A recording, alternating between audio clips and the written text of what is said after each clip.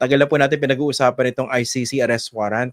Marami mga nanuya sa inyo na sinasabi. Sabi nyo, lalabas ang ganitong petsa pero hindi lumabas. Nung finally, inaresto na si dating Pangulong Rodrigo Duterte, anong tumatakbo sa isip nyo kanina? It was a very tense moment, kasi alam nyo nga, gaya ng sabi mo, 8 years in the making ito eh. So, pag binalikan natin yon, galing 2017 when we first filed it, napakabigat na challenge noon for us kasi talaga nung mga panahon, 'di ba, ni Duterte,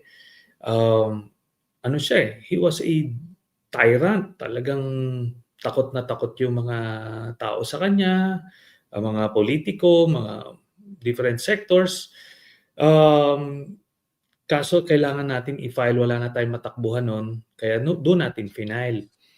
Then through the years, i-develop natin ito, maraming mga testigo, inalagaan, nagkalap tayo ebidensya.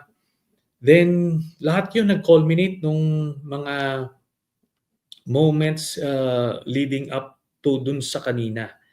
At na yun na nga, na binabasahan na siya nung Miranda rights, at suddenly makikita mo kung paano na nagbago ang ihip ng hangin at umiikot ang mundo. Pero kaya inaano ko lang, nire-remind ko, Christian, yung mga kababayan natin kasi maawain yung mga Pilipino, tsaka may short-term memory tayo eh, or very short ang ating memory. Kaya paalala ko palagi sa kanila, tignan nyo si Duterte noong 2016 to 2022, kung paano siya noon, magbumurahin niya lahat, murahin niya si Pope, murahin niya yung Diyos, murahin niya kahit sino, tapos utusan niya papatay lahat, kung sino yung gusto niya ipapatay.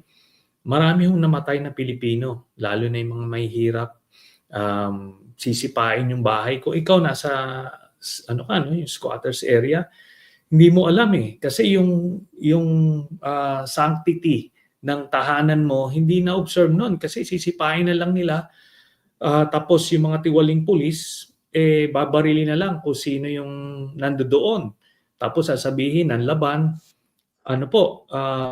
kasi may patong sa ulo, 10,000 po ang reward noon. Si Duterte ang nag-encourage noon lahat, kaya po tayo dumating sa punto na to. So, wag po nating kaawaan kasi yan po ay isang halimaw noong mga panahon na yun. Okay ba yung strategy ng mga Duterte at ng kanilang mga taga-suporta? Base doon sa mga nakikita nating imahe simula po kaninang umaga, yung magpaawa. They don't have any choice eh. At this point, yun na lang yung barahan nila. Actually, nasa playbook yan ng mga tiwaling mga leader eh, di ba? Lahat ng mga sakit sa katawan parang lumabas na eh. Kahit siguro sipon kung pwedeng gagamitin na. O di ba, neck brace, wheelchair, kung ano man. Then itong isa pang nasa playbook nila is gamitin yung mga legal obstacles para lang malusutan nila yung kanilang accountability. Ito po yan. And sabi ko nga, it is tragic na ito yung ganito yung nangyayari na sila ngayon ang nagkukumahog gamitin yung korte for legal remedies. Samantalang yung mga pinagpapatay nila ay hindi nila binigyan ng pagkakataon man lang na madepensahan yung kanilang sarili using the due process afforded to them, according to them sa isang demokrasya. So, yun po, no? Ito, binasahan siya ng kanyang, preserve yung kanyang karapatan, due process was observed, pero nung siya'y nasa kapangyarihan, wala siyang pakialam. Maraming biktima, hindi lang mahirap, pati sila Senator Laila de Lima, ako po, nung kumaharap ng kaliwat kanang kaso, ganun lang. They weaponize the legal system. Oo nga, sinubukan pa niyang ipabawi yung amnesty ninyo na ipinagkaloob ng naunang administrasyon, pero kahit sang anggulo talaga tingnan, hindi makakalusot hindi uubra. So hindi siya umubra doon sa punto na iyon. Pero in this larger scheme of things, parang maliit na bagay pa nga yun kumpara doon sa mga pinagpapatay niya yung mga pinagpapatay doon sa drug war. Anyway, Senator, hindi ba kayo na sorpresa na relatively smooth yung kanyang pagkakaaresto? Kasi dati nung pinag-uusapan po natin ito, diba, may iba't ibang mga senaryo, pero ito relatively smooth Were you surprised by that? Ganito po, no? Kung malalaman lang natin the story behind all of these things, talagang divine providence na ho ito Wala na tayong iba pang i-attribute ito kasi 'di ba, doon sa mga scenarios na pinag-uusapan natin, ang unang scenario most likely tatakas siya, which he did. Nagkumpiyansa siya na nag-preemptive move siya, tumakas siya nung may rumors about the warrant of arrest. Kaso nung nagko-kumpirma sila, parang wala naman, no? Nagkumpiyansa sila na pwede nang bumalik kasi nangyari na to sa kanila before. Nung June of 2023, nung na-dismiss yung apilanin niya dun sa appeals chamber, akala nila nung dinismiss yun, the order for dismissal will come with a warrant of arrest. Kaya, di ba, a few days before nilabas yung decision, sumibat din siya papuntang Hong Kong. So yun yung kanyang contingency planning, yun yung kanyang go-to move, punta sa Hong Kong. Tapos nung nakita nilang walang warrant, after a few days, bumalik din. Di ba? In the meantime, nakapag-set up sila ng emergency meeting kay Xi Jinping. Dito, ang cover nila parang isang rally, no? Kaya ano lang 'yon, mga pretext lang 'yan. Akala kasi nila nung walang lumalabas na kumpirmasyon. Akala nila fake news, no? Akala nila bluff ni President Marcos. So, sinubukan nilang akala niya he can outrun yung issuance.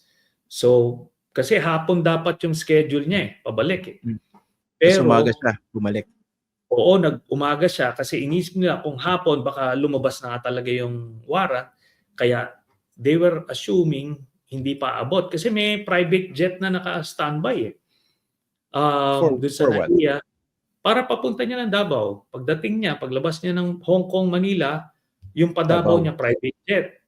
Tapos doon meron silang stronghold doon, doon na sila mag-hold ng ground.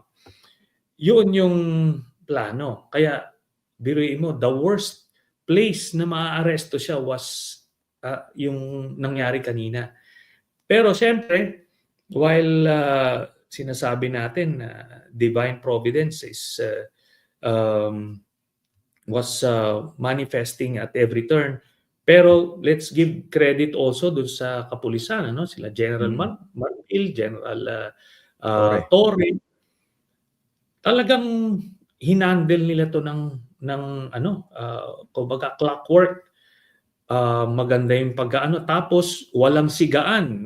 Kung panahon to ni Duterte, talagang siguro magkakasikuhan na dyan, magkakatadya ka na.